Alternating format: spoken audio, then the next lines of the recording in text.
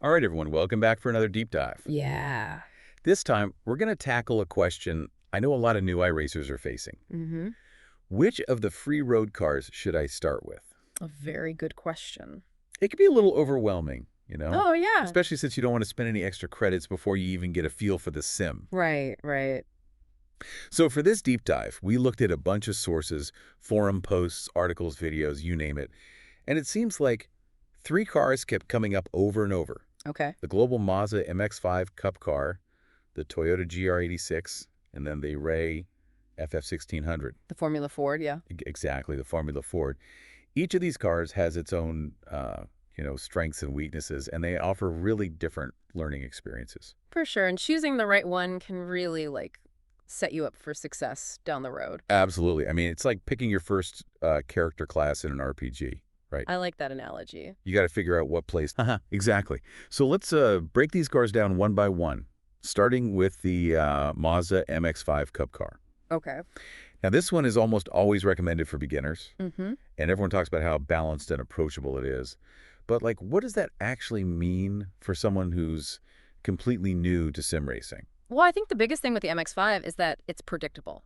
Okay, That's very forgiving. You can push it pretty close to the limit without it suddenly snapping on you. gotcha. And that is so important when you're first learning, car control, race lines, braking points, all that. Right, you're not constantly spinning out or wrestling the car. Exactly. You can actually focus on developing those fundamental skills instead of just trying to keep it on the track. I guess it's kind of like learning to drive stick shift in a car with a really forgiving clutch. Haha. Yeah, good analogy. You're not stalling out every 5 seconds, so you can actually focus on the technique and get that muscle memory down. Exactly. Exactly. And the other great thing about the MX-5 Cup car is that it's super popular.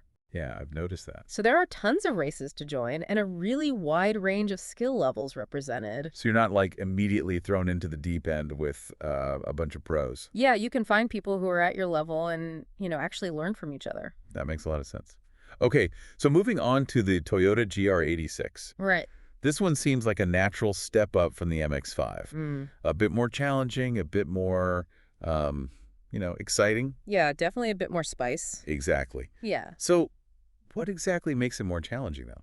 Well, the main difference is that the GR86 is rear-wheel drive. Okay, So the rear wheels are the ones doing the pushing, right. which means it requires a bit more finesse with the throttle, especially when you're coming out of corners. Ah, I see. Too much power, and the back end's going to want to step out. Exactly, and that's where you start learning about oversteer and, all the fun stuff. Yeah, the drifting and all that. Haha, yeah. It's a whole new dimension to car control. Is that something that, like, most new sim racers struggle with? I mean, throttle control is definitely a skill that develops over time. Okay. It takes practice to really get a feel for how much power you can put down in different situations. Makes sense. But the good thing is, the GR86 is still pretty forgiving, even though it's rear-wheel drive. Okay, so it's not like a completely different beast. Right. It's like stepping up from, say, a bicycle to a motorcycle. Haha, I like that. It's a little bit more power, a whole new feel, but still manageable. You just got to get used to that extra oomph. Exactly.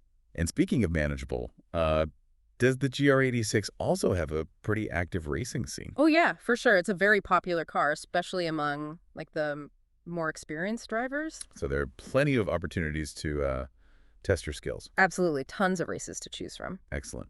All right, well, let's move on to our final contender then. Right. The Ray FF1600, better known as the Formula Ford. Yeah, This one's interesting. it is. It's a very unique experience. Yeah, I'm getting like a bare bones, raw driving experience vibe from this one. Oh, yeah, absolutely. No fancy gadgets, no assists, just you in the car. Exactly. No downforce, no traction control, no ABS, nothing. Wow. It's just pure, unadulterated driving skill. It's like driving a go-kart on a racetrack, right? Haha, exactly.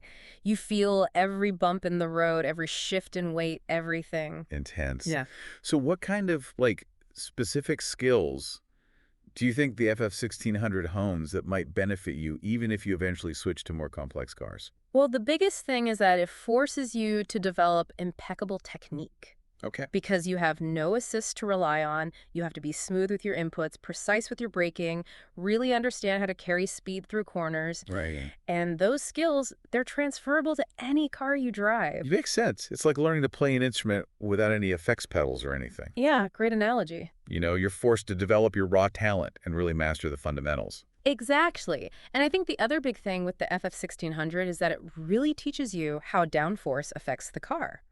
Oh, how so? Well, because you have no downforce, you really have to brake earlier and be much more careful with your steering inputs. Interesting. It gives you a much deeper appreciation for how downforce helps you go faster in the corners. Cool. So it's a great learning experience, even if it seems a little intimidating at first. Oh, for sure. Awesome. Well, we've covered all three of our contenders now, Yeah. each with its own unique strengths. Mm-hmm. So if you're listening to this and thinking, okay, great, but which one is for me? Right. What are the key deciding factors? How do you pick? Well, I think it really comes down to, like, what kind of learner are you? Okay. Do you want to ease in with something balanced and forgiving like the MX-5, Mm-hmm. or are you ready to jump into the deep end with the rear-wheel drive challenge of the GR86? Right, right. Or maybe you're the type who wants to just go all in on the pure raw experience of the FF1600.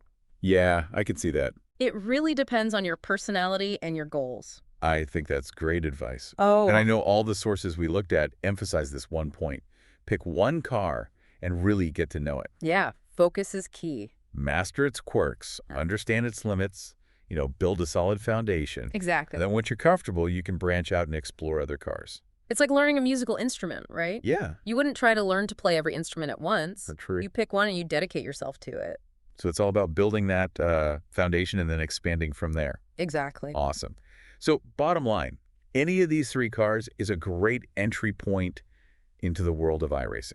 Absolutely.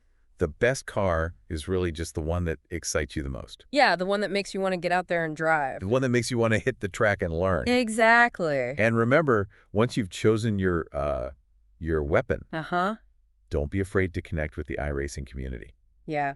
Great point. There are so many experienced drivers out there who are willing to share their knowledge and help you improve. It's a very welcoming community. That's awesome. And the learning never stops in iRacing. There's always something new to learn.